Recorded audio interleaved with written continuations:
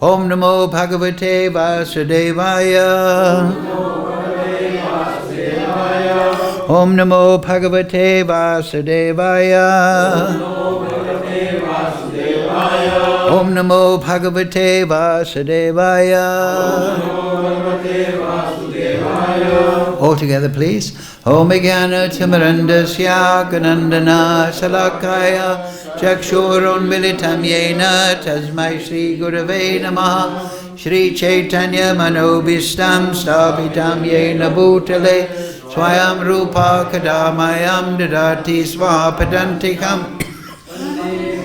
Shri Guru Shri Uktāḥ Padakamalam Shri Gurun Vaishnavamscha Shri Rupam Sagrajatam Sahagana Raganatam Vitam Tam Sajivam Sadvaitam Savadutam Prijana Saitam Krishna Chaitanya Devam Shri Radha Krishna Padang Sahagana Lalita Shri Vishakam Vitamscha He Krishna Karana Sindhu Dina Bandhu Jagatpate Gopesha Gopika Kanta Radha Kanta Namostute Tapcha Kanchana Gaurange Radhe Brindavanishwari Vrishabhana Sudadevi Pranamami Hari Priye Vanchakalpatarubhyascha Kripa Sindhu Vevacha Patitanam Pavnebhyo Vaishnavebhyo Namo Namaha Shri Krishna Chaitanya Prabhu Nityananda Shri Advaita Gadadhar Shivasadi Gaura Bhakta Vrinda Hare Krishna Krishna Krishna Hare Hare Hare Ram Ram Ram Hare Hare. So, reading from Srimad Bhagavad Gita as it is, translation and commentary is Divine Grace Srila Prabhupada. Today's verse number 18, chapter 2. Correct? No. Chapter entitled Contents of Gita Summarized. Number 18. Yeah, Prabhupada used to always say that. Anta-vantaḥ dehā. Please repeat. Anta-vantaḥ dehā nityasyoktāḥ śarīriṇaḥ anāśino prameyasya tasmād yudhyasva bhārata anta-vantaḥ dehā nityasyoktāḥ śarīriṇaḥ anāśino prameyasya tasmād yudhyasva bhārata anta-vantaḥ dehā nityasyoktāḥ śarīriṇaḥ anāśino prameyasya tasmād yudhyasva bhārata. Okay, go ahead. So, please repeat. Anta-vantaḥ, perishable. All these. Dehā, material bodies. Nityasya, eternal in existence. Uktāḥ, are said. Śarīriṇaḥ, of the embodied soul. Anāśinaḥ, never to be destroyed. Aprameyasya, immeasurable. Tasmāt, therefore. Yudhyasva, fight. Bharata, O descendant of Bharata. So, translation, Srila Prabhupada. The material body of the indestructible, immeasurable, and eternal living entity is sure to come to an end. Therefore, fight, O descendant of Bharata. Please repeat. The material body of the indestructible, immeasurable, and eternal living entity is sure to come to an end. Therefore fight, O descendant of Bharata. Purport Srila Prabhupada. The material body is perishable by nature. It may perish immediately, or it may do so after 100 years. It is a question of time only. There is no chance of maintaining it indefinitely. But the spirit soul is so minute that it cannot even be seen by an enemy, to say nothing of being killed. As mentioned in the previous verse, it is so small that no one can have any idea how to measure its dimensions. So from both viewpoints there is no cause of lamentation, because the living entity as he is cannot be killed, nor can the material body be saved for any length of time or permanently protected. The minute particle of the whole spirit acquires this material body according to his work, and therefore observance of religious principles should be utilized.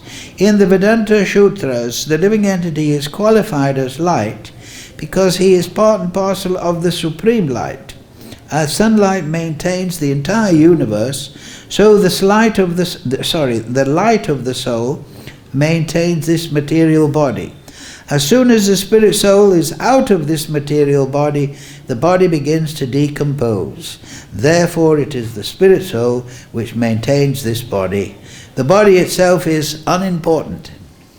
Arjuna was advised to fight and not sacrifice the cause of religion for material bodily considerations.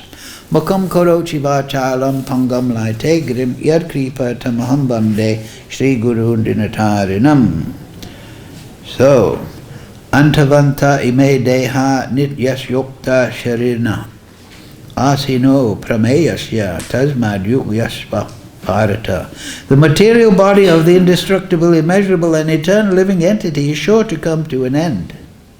Therefore, fight, O descendant of Bharata. Yes. So this is, Krishna is meeting here one of Arjuna's main reasons. How can I kill Bhishma, Dronacharya, all these great people? They're my elders, they're my teachers, my gurus. So Krishna is saying here that the eternal living entity, this is his whole point, that you can't slay the body, you can't slay the soul. The next verse, for the soul there is neither birth nor death, nor has he come into being. He does not come into being and will not come into being. He is unborn, eternal, ever existing and primeval. He is not slain when the body is slain. So the previous verse, that which pervades the entire body you should know to be indestructible. That is the consciousness. No one is able to destroy that imperishable soul. So just like there is Radha and Krishna, Radha is the Swarup Shakti of Krishna. She is the energy of Krishna. And then there is Krishna, Purusha and Prakriti. So the soul also has his energy, that is consciousness. Just like Baladev, he has Swarup Shakti, Ananga Manjari, so on and so forth. So you see that in all, we have Lord Shiva and Parvati, Kali, Durga Devi. So there is that too. So the soul is part and parcel of the Supreme. Mavai Vanksa Jiva Loke, Jiva Bhuta Sanatana. He is an Angsa. He's the same quality. He has the same qualities and consciousness, but he's minute in size. This point is made by Prabhupada there, if you remember. Nobody can measure the soul. Prabhupada used to quote one verse, Keshava Satabhagasya, that if you took the tip of a hair and you cut that into 100 pieces, and then you took one of those pieces and cut that into 100 pieces, that would approximate the size of the soul. So that means the soul is 1/10,000th the size of the tip of a hair. But of course it is spiritual, it is on the spiritual platform, so it cannot be seen by material senses, even if you get a big telescope or a big microscope. The soul is transcendental to material investigation. What is that verse? Atakshri Krishna namadi na bhavad graham indriya. Is beyond the indriya. The soul and the consciousness is beyond the indriya. You can't see the consciousness, but you can see the effect of the consciousness. Remember that trainee doctor, Dr. Rowell, he said, what about the consciousness and the subconsciousness? Because he's training to be a doctor. Somewhere in Benares or somewhere like that. But the thing is, so they have all these funny paradigms in the material world. The consciousness and the subconsciousness. But they don't know the consciousness is coming from the soul. Right? You can read all the medical books in the world and they'll talk in this false paradigm. There is the conscious mind, there's the subconscious mind. It's all a big speculation. But they don't understand where is the consciousness coming from. They'll tell you, oh, it's a complex chemical reaction within the brain. Okay, prove it, do it. You have your chemicals. Science means theory, hypothesis, and then scientific procedure, and then conclusion according to the result of the experiment. But no, they can't, because the soul is the source of consciousness, and it is non-material. It is not created by the body. It is not created by the complex material form. It is created by the Supreme Lord. It is an answer of the Supreme Lord. So yesterday, I was looking at the sloka, and I thought, okay, let's see I looked up in the dictionary. What does the dictionary say? I looked up soul. And they had lots of different definitions. But none of them were accurate. They were all, it is the essence. It is the emotions. It is soul food. And then they said this is African American type people. They talk about soul food. So, and soul, if you have soul, you have a positive attitude. But nobody's saying it's an answer of the Supreme Lord. So it's just like that doctor, he's training, he's trying to understand how the body and the mind work, the subconscious. But unless you include the actual soul, which is the actual entity, which is the actual cause of consciousness, which, as Prabhupada said, the energy of the body of the soul is maintaining the body. When the soul leaves the body dies. Unless you understand the soul, you cannot understand the body. When we look at a person, there's four things, right? In the Vedas, in the Gita, there is the gross body, then there is the subtle body, mind, intelligence, false ego, then there is the soul, and then there is the super soul, Paramatma, the overseer, the Anumanta, Upadrasta, the overseer and permitter. And he is the source, he is the Ashraya, Sutri Mani Gana Iva. And everything rests upon him. The soul rests upon the Supreme Lord.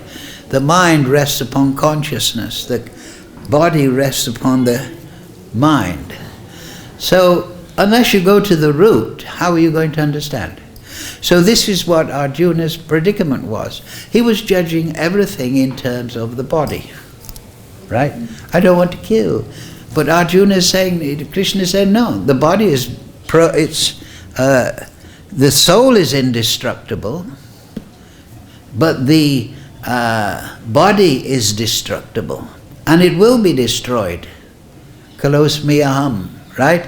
In the 11th chapter, Krishna displayed the universal form, and it was very terrible. He saw all, and it explained, he was given divya shakshus, divine vision, by which to see the Virat Rupa. Because earlier Krishna had explained, I have entered into everything, and everything is resting on me. Sutri manigana iva. Just like pearls are strung upon a thread. So the necklace of pearls is resting upon the thread.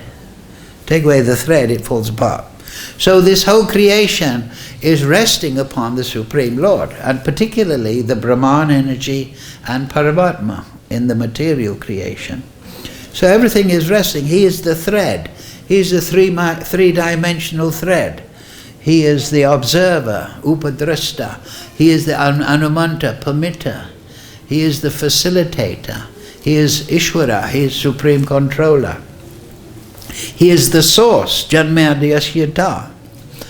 So unless you understand Krishna, how you can understand the material body, the material mind, the soul, individual soul, or the Paramatma? You cannot. This is the material world. Everyone is examining the painting, but they don't want to recognize there's a painter.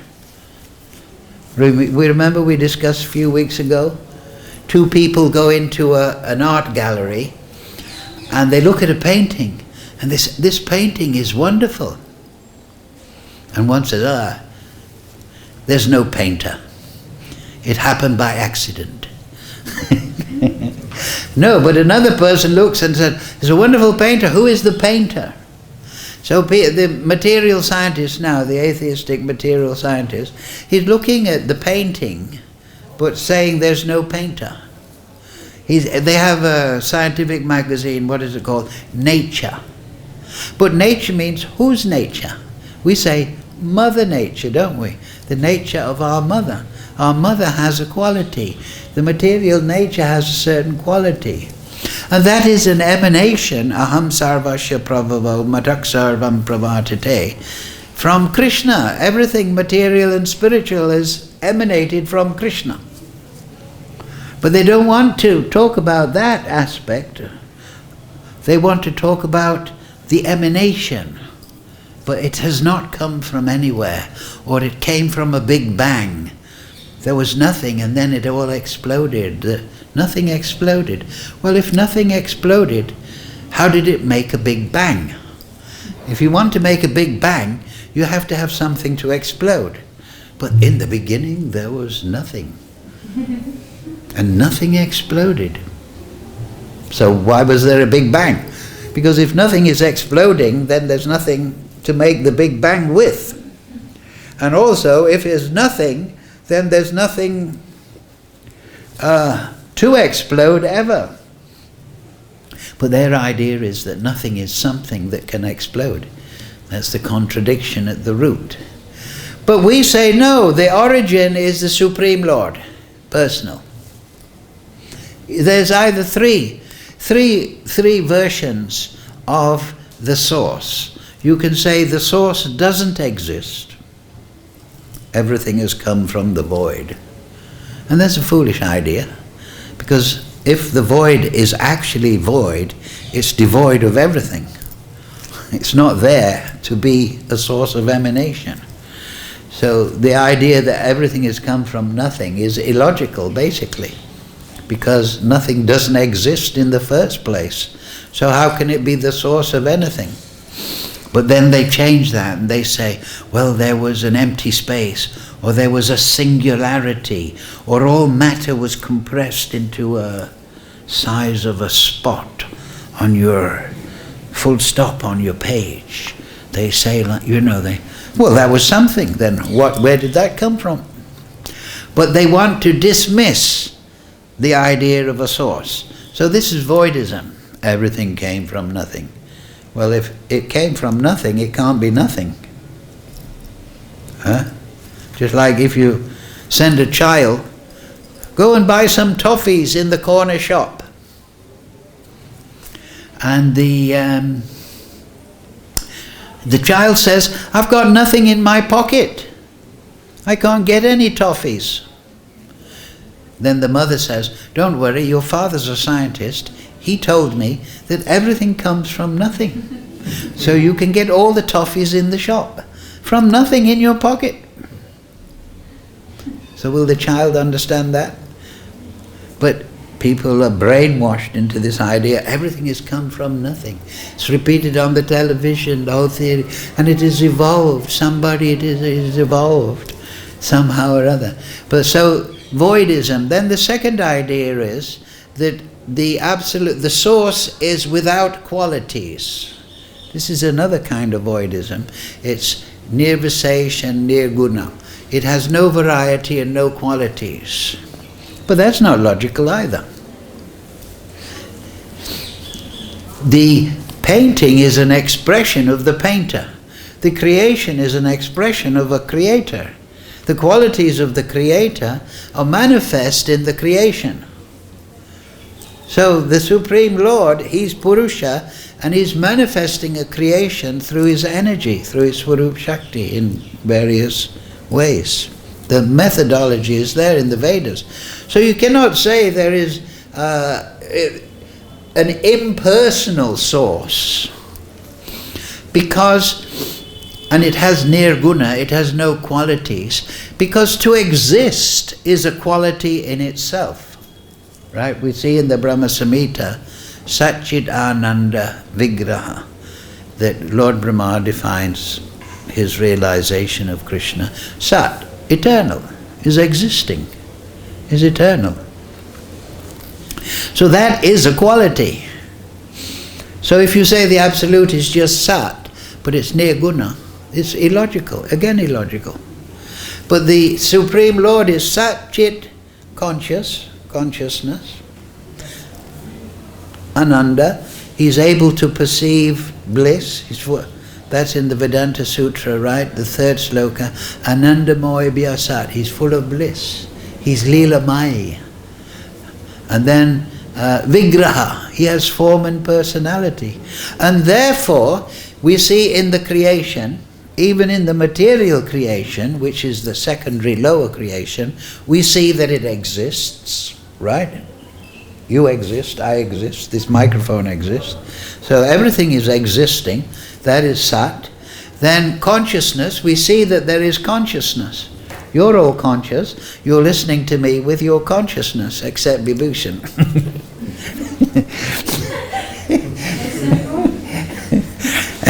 Oh, hello. Anyway, so conscious means self-awareness, right? Like this microphone, it is hearing me, but it's not conscious of what I'm saying, right? Like a camera, you could make a program and you could focus it. And if you put a red sheet, the camera might go to a loudspeaker and say, red, because it analyzes the frequency. And then you could put a green sheet and it would say, green, right? You could program it like that, right? But it is reacting, but it's not conscious. It's not self-aware. It's not self-aware.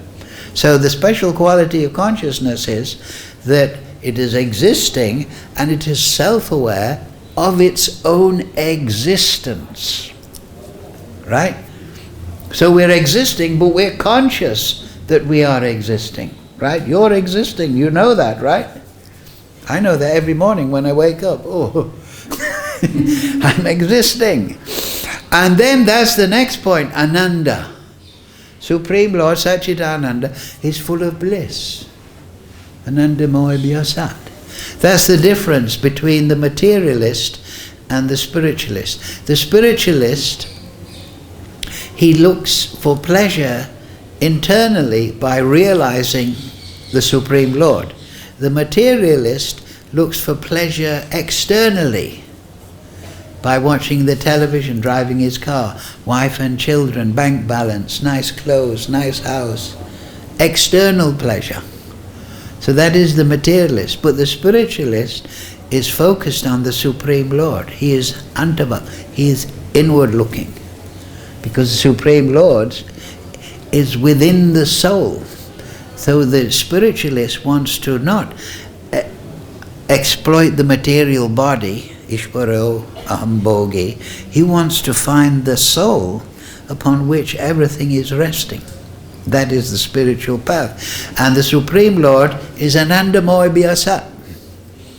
And we are pleasure-seeking. The Supreme Lord, He is full of Ananda, is Admaram, but He is expressing His bliss by creation. He's creating all living entities. He's creating the spiritual world. He's creating the material world. This is His expression of His Ananda. Just like when we feel blissful, we want to dance, we want to hear, we want to talk with our friends, we want to engage in activity. And who is enjoying that? Vigraha, form and person, the personality. You see? So we're existing, we're conscious, we're experiencing emotion, rasa, ananda, and we are that. We are that personality. To say that that all comes from nothing or from some impersonal light that has no quality and variety is perfectly illogical. And nor is it the statement of the Shastra, nor is it the statement of the Vedānta-sūtra, nor is it the statement of Srimad Bhagavatam, nor is it the statement of the Gita. Nor is it, so on all levels, logic, we have to accept that the absolute truth, the source, is neither non-existent, because by definition that which is non-existent doesn't exist. So it's not even on the table. If you say it's impersonal energy, that doesn't explain why we all have personality. And we have experience, and we experience quality and desire and self-consciousness. So that is in the absolute truth.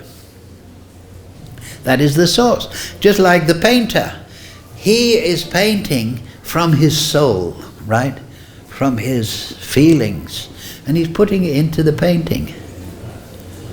So, yes, it's good to look at the painting, but if you just take apart the painting and the painter has mixed green here with yellow here with blue here.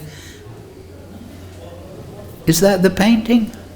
No, the painting is more subtle than that. When you see a good painting, it has an impact. It is the subtle quality. So that is the Supreme Lord. He can be seen even in the material world, in His creation. But He has to be seen Shastra Chakshus through the Shastra. And so we are eternal beings, and that's why we rebel against the idea of death. We don't want to die, because we think this material body will die, that's me dying. No. So Krishna, the first point of spiritual life is the eternality of the soul. Right? Sat. He's eternal. Then you can talk chit. Then you can talk what gives the soul ananda. Then you can talk about his personality. But it's progressive. So, first Krishna is telling Arjuna, you're Sat. You're eternal. You're not going to be destroyed. And the material body. So you're saying, I don't want to kill these people, but you cannot kill them because the soul is eternal. And all your arguments are based on ignorance of the soul. And so similarly, you cannot understand the creation, material or spiritual, unless you understand the soul and the source of the soul, because that's the root. Right? Just like there's a plant, it's grown from the root. So Krishna is the root. He's the maintainer. So, I thought I'd read you some parts of the Brahma Samhita that talks about the origin of the soul. Right? Because every day everyone's going to say the same thing. But here is some quotes from the Brahma Samhita about the source of the soul. Right, this is verse number 11, Brahma Samhita. This is the 5th chapter. Can you imagine? This is Lord, Chaitanya Mahaprabhu, he took this, he found this in the vaults of the Trivandrum temple, right? Have you been to Trivandrum? No. Kerala? Yeah, Adikeshwar. I've been to Trivandrum. So, can you imagine if we had all 5? This is only chapter 5. So there must be at least 4 more, perhaps more after this. But anyway. So number 11. Shastra Shesha Purushaha Shahastraksha Shastrapat Sahasra Bahu Vishatma Shahasra Ashra Shahastrasu. So this is talking about Mahavishnu. This is Lord Brahma's realization of the creation. It's documented in the first part. In the second part, starting verse 29, Chintamani Prakarasadma Sukha, that is his realization of Bhagavan. But here is his realization of the layout and the creation of the material and spiritual world. So this is Mahavishnu. The Lord of the mundane world, Mahavishnu. Right, Mahavishnu is the Lord. He is lying with Ramadevi in the Pradhan, in the causal ocean. Possesses thousands and thousands of heads, eyes, hands. He is the source of thousands and thousands of avatars in his thousands of subjective portions. That means he expands as all the avatars. Generally, all the avatars, like the Das-avatar, the empowered avatars, the Guna avatar, they're expanded from Mahavishnu. Krishna is Leelamai. He's enjoying in Golok and in Haridam all Leela with his devotees. So he's expanded all the creational aspect of the material world, because discussing the material world, Lord Brahma is going to be the governor of the material world, of a material universe. So he is the creator of thousands of individual souls. So the Jiva, Shastrashu, in the purport there, it explains that, and that is in the Shastra, that the Jiva emanates in Golok from Krishna, through Baladev and through Radharani, and he emanates from Narayan in Haridam, and also Mahavishnu is a source of the Jiva Shakti, the Tatastha Shakti. So, yes. And then we come to verse number 16. Ahankara atmakam vishvam tasmāt etad vijayata. The function of Shambhu, that's Krishna, Lord Shiva, in relation to jivas, is that this universe, enshrining the mundane egoistic principle, has originated from Shambhu. So Shambhu has appeared from Mahavishnu between his forehead. But the mundane egoistic principle means ahankara. You see that? Ahankara atmakam. So then it explains about the Tatastha Shakti Jiva that expand from Mahavishnu. The innumerable jivas. Oh, and this purport is by Jiva Goswami. Bhaktisiddhanta edited. He had one disciple, Professor Sangal, and he wrote a book, Sri Chaitanya's teaching. He was a very big professor, intellectual in Calcutta. And he translated this commentary of Jiva Goswami on the Brahma Samhita. And then Srila Bhaktisiddhanta edited that commentary translation. That's how we have this. So this is a Jiva Goswami, then the disciple of Bhaktisiddhanta, and then it was checked by Srila Bhaktisiddhanta, the Guru of Prabhupada. The innumerable jivas as spiritual particles emanating from the Oversoul, Mahavishnu, in the form of pencils of rays of effulgence, have no relation with the mundane world. This is important. When they come to know themselves to be the eternal servants of the Supreme Lord. So the jivas that emanate from Mahavishnu in this situation, when they understand, I am dasa das anu das, I'm the servant of the Supreme, I'm the answer of the Supreme, I'm meant to function in relationship to the Supreme Lord with seva bhav, then they have no relationship to the mundane world. And then now this is the root of it. of our material conditioning. They are then incorporated into the realms of Vaikuntha. So there's many realms in Vaikuntha. There's Haridam, the place of Lakshmi Narayan and all the avatars and expansions. And then there is Golok. It's explained there that Golok is unlimited, and it is bigger than all the other, in a sense. But that is for our understanding, because it's all unlimited. Right. They are then incorporated into the realm of Vaikuntha.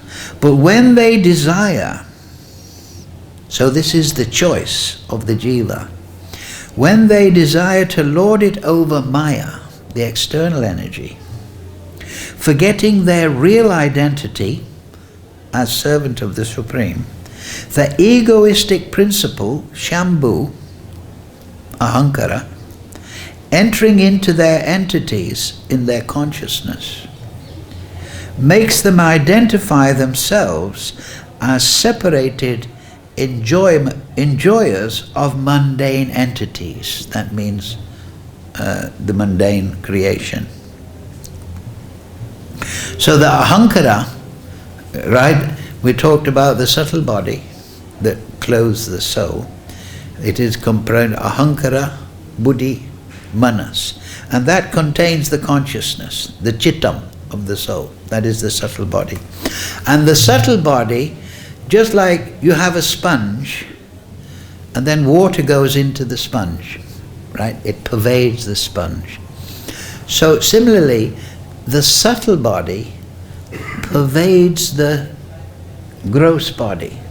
Just like water goes into the sponge, so the subtle body, which is the first cloth covering the soul, goes into the material body. And just like water goes into a sponge. So we're conscious of this gross body through the mind, and the soul is perceiving the interaction of the mind and the body under the supervision of Paramatma. Everything is resting upon him.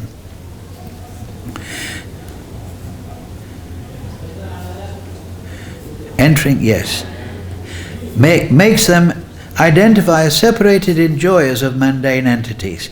Hence the universe, hence Shambhu is the primary principle of the egoistic mundane universe and of perverted egotism in the jivas that identifies itself with their material bodies. So ahankara makes us think, ahankara affects the buddhi, and the buddhi is the controller of the manas, the mind, which controls the consciousness. So the ahankara is a polluted effect on the intelligence. The intelligence is there, but the intelligence is polluted by the idea, I am this body, aham mameti. I am this material body, and the things related to this body, my beads, my phone, my this, my that, they are mine. So that is all at the root. The root is ahankara. Because we have turned away from seva-bhav. Instead of serving Krishna, we want to be served in the material world. Instead of serving the Supreme, we want to be served as the Supreme. And that in the material world, everyone is a little Ravana, more or less. A little Hiranyakashipu. They want to be the top dog. They want to be in charge. They want to control Ukraine, or Ukraine wants to control Russia, or everybody wants to expand their sphere of... They all want to be in charge. So the root of that is ahankara. And the solution to that, to become a devotee, you have to remove ahankara by shastra gyan, by sadhu sangha, by contemplation. If you understand the soul, and the soul is an emanation from the Supreme Lord, then ahankara is dissipated. You understand? And it is the ahankara which is coloring or infesting or affecting the buddhi and making us think, I'm this body. So how to get rid of ahankara? Ahankara by spiritual knowledge. I am the soul, and my soul is an emanation from the Supreme Lord. I'm not meant to relate to the body as an enjoyer. I'm meant to relate to the Supreme as a servant with seva-bhav. And if I relate to the Supreme with seva-bhav, I become ecstatic, I become enlightened. But if I relate to the material body, then I become subject to karma, and I don't become satisfied, right? It doesn't matter how much money or yachts or aeroplanes, nobody's satisfied in the material world, right? So sometimes they even commit suicide, or they destroy themselves, whatever. Because there's no satisfaction for the spirit soul in material experience. That is like an illusion. So that's why in the material world, when people want to enjoy, they try to increase the illusion by drinking alcohol or taking drugs. They want to increase, just like 2 nights ago, they were worshipping. I thought it was quite funny. But they were worshipping in the street. They have a Shiva Mandir. So they had a big band and it was going till 2 o'clock at night. I couldn't, and it was so loud. So I looked out in the street and I saw that some of the people, they were drinking, daru or something. They were drinking alcohol and put it in the pocket. Anyway, that's their special leela. So people when they want to enjoy, they want to increase the material enjoyment through intoxication. You see. But then they suffer more in the next day or something. So anyway, that is one section there. There's 3. Oh yeah, that's it. Yes. So this is Jiva Goswami's explanation of the nature of the soul. How he becomes entangled in the material world. When he comes to understand and accepts himself as the Supreme, he goes to the Supreme and he becomes part of the spiritual creation. Because in the spiritual creation, everyone has seva-bhav, but in the material world, that seva-bhav is inverted. It's to ourself. It's not externalized. It's, I want to serve myself. I want to be the big man.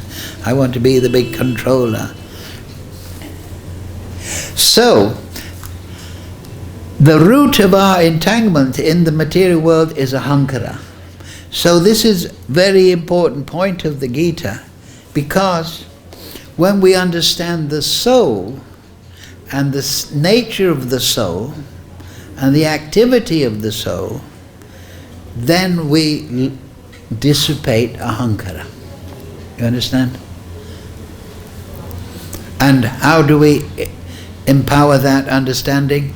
By chanting Hare Krishna, Krishna Krishna, Hare Hare, Hare Ram, Ram Ram, Hare Hare. So read this section, all these intricacies, like in today's verse. We'll just reread it, because Krishna gives a lot of, right? The material body of the indestructible, immeasurable and eternal living entity is sure to come to an end, right?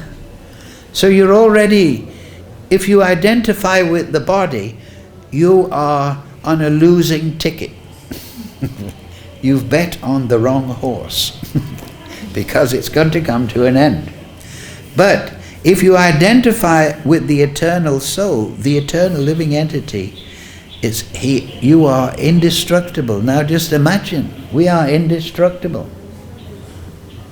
And we see that, right? Sometimes people go through terrible experience, but somehow or other they get over it. Why? Because the soul is indestructible. Immeasurable, like I say, this tiny, eternal, sat. And so this is the amazing quality of the soul. And if we contemplate ourselves in that way, I'm indestructible, I'm eternal,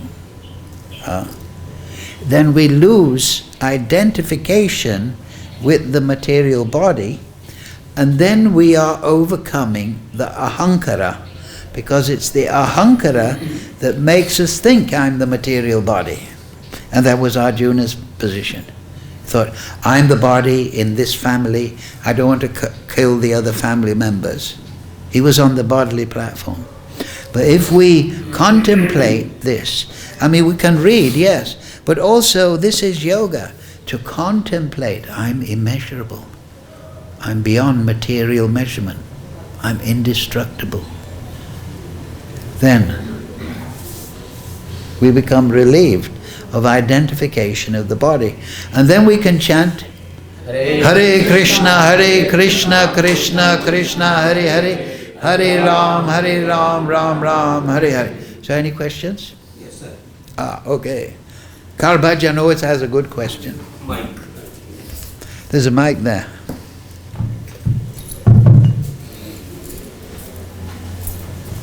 Hare Krishna.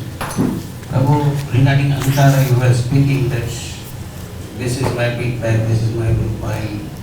So, how can we give up our chanting and mobile? Give up your chanting. Yeah. You should take up chanting, not So, give it up. So, Antara means you are saying this is my big bag, this is my mobile. Oh. So, how can we give up? I have a... Well, we were just talking about that. Yeah. Instead of identifying with the body, through Shastra Chakshus, through knowledge given by Krishna, by Guru, by Parampara, by Acharya, we contemplate ourselves. This is why you have to become a bit of a Muni. You have to be thoughtful. And you have to think, yes, I'm spirit soul. Just like if people, people mistreat you in this world. But why should you worry? If you identify with the soul, then... So, the chanting of Hare Krishna we are chanting... Well, that will awaken the soul. That will make the consciousness blossom. Because the soul, try to understand, the soul in the material world, he's fallen from the Tatastha region, he's not developed. He's like a seed that hasn't flowered. He's conscious, he's existing, he's self-aware, but we see the great acharyas, Bhaktivinoda Thakur, Bhaktisiddhanta, Srila Prabhupada, they create all these incredible writings, right? Vedavyas, the Mahabharata, all this, why is that? Because their consciousness is flowered.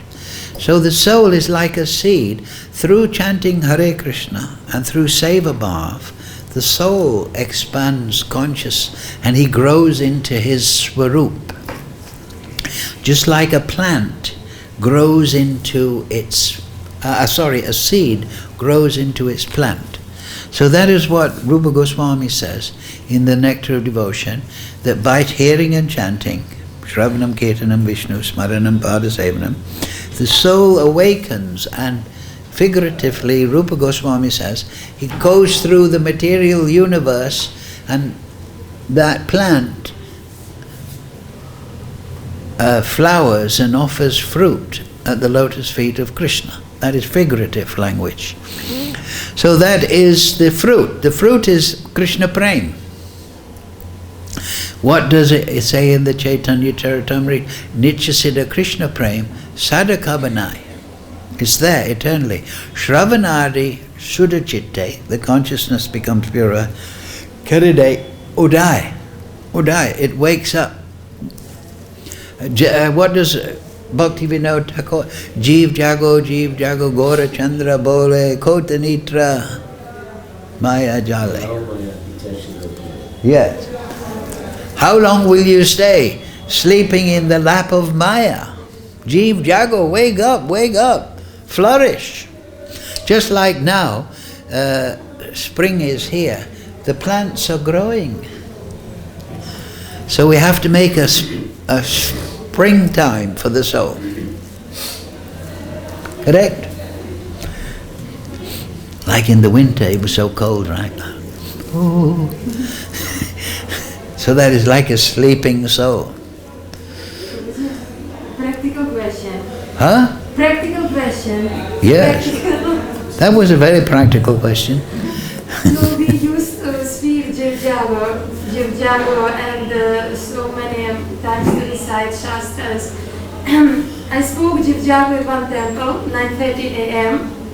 and people were sleeping at this time. When? Oh, you sang Jivjago. 9:30 a.m., yes. And President didn't like it and he kicked me out. He did not kick out these people who are sleeping till... The president? The president, yes. Which president? I cannot mention the name. Panchagoda? This is our... No. Panchagoda kicked me out for different things. He's not like that. No, he kicked me out 3 years ago, 2019, from Vedānta. Well, where were you chanting? Huh? I was chanting. Huh? But I mean to say... In Ukraine? No, I'm here continuously a long time. What president through you? I cannot mention the name, I just want to say It's a that secret in our name. ISKCON temple, in our temples, Srila Prabhupada temples, we contemplate, we recite... Well, you shouldn't disturb others. If they're sleeping, let them sleep. Maybe they're very tired. But don't go around shouting Jiv Jago in somebody's ear. Have a little consideration. I want to mention that theory sometimes not match the practical life. It means wake up spiritually, Jiv Jago. Yeah, It doesn't mean wake up materially. I was more awakened. No, you should be considerate. You're living amongst people, they have feelings. So maybe if somebody's tired, they're taking rest, maybe they're not very well, you should act with consideration. Right? Krishna, thank you, Keshi, Damana. But it doesn't seem to have harmed you anyway. Since what? It doesn't seem to harm me. Yeah, it's also illusion. It's also illusion. Yes, anyway, go on. I just would like to ask that when we go through all these many million births, then the same soul is reborn, and I never understand that the same mind is traveling with us. Yeah, but the mind changes. The mind changes? Yeah, the mind develops, just like the mind of a child is different from the mind of an adult. So just like the material body changes, right? We had a child body, so the mind changes according to its activities, right? So the mind, but the mind stays with the soul. I think that's your point. Yeah, that's a fact. When this body is no good, it doesn't work, it's too old, it becomes damaged or something, then the soul leaves with the subtle body. You understand? It doesn't leave the subtle body behind. So the soul, materially conditioned soul, always has his subtle body. But he leaves behind the gross body. But then according to the consciousness he's cultivated, he will take birth in the material world, or he'll go to Krishna. There's that verse, what is it? Yanti deva vrata devam. If you worship the devatas, you'll go to their regions. If you worship the Pritris, the man, you'll stay in the man platform. If you worship the Rakshasas, the Bhutas, you'll take birth amongst them. But those that worship me, they go to spiritual world. So the material mind, it's called the linga sharir in Sanskrit, Bhakti Vinod calls it, that is developing. And it is the reservoir, that is perhaps the subconscious, you can say. And so, for example, if you live like a pig, not you, but if one lives like a pig, what will get one in the next life? Get a pig's body. If you're kind and generous and theistic, you may get a devata body. Huh? If you're a surfer, so the desires of the soul the soul is desiring, they are causing activities, and those activities are, the fruit is resting within the subtle body. Just like if you want to learn a musical instrument, that you learn it within the mind. And then you can, in your next life, you may become interested in playing music again, for example. And also, practically also, for example, a few months ago I was watching videos on near-death experience. You know, sometimes they've had a motor accident or they're having an operation, and suddenly they come out of their body and they're in the hospital and they're looking down. Have you read about those things? And they're looking at the doctor trying to save their life. And then sometimes they go to other regions and they see other beings and they communicate. And then they go back to the material body. They never want to come back. Yes, usually they don't want to come back. Yes, because this gross body. This is a very good point. The soul is a very high. It's spiritual. So being in this gross body, like I say, when you wake up in the morning, the body feels, you know, this body is a great suppressor. Isn't that they feel very good? They don't want to come. Yes, usually if they're pious, they go to heavenly regions and they sometimes hear the voice of God or something, or they meet guardian angels. They have these experiences. But then I also, one video I saw on you, it was an art professor, and he was explaining, I was atheistic and I wasn't good to my students, I was proud. And then I had this operation and I nearly died and something. And he went to a hellish region and he was chastised. But then he came out, because when he was in this chastisement, he prayed, oh God, save me. And then he kind of came out of the punishment. So he came back and he said, after this experience, I believe in God now. And I treat my students very nicely. So that is practical proof, right? And then sometimes, for example, there's cases, especially children, they sometimes remember, in my past life, I had different parents and I was living in this village. And then they take the child to the village and his parents, and they ask the parent, oh yeah, he died of typhoid or something when he was 5. So they remember their parents. So the mind is carrying the karmas, the thoughts, the desires.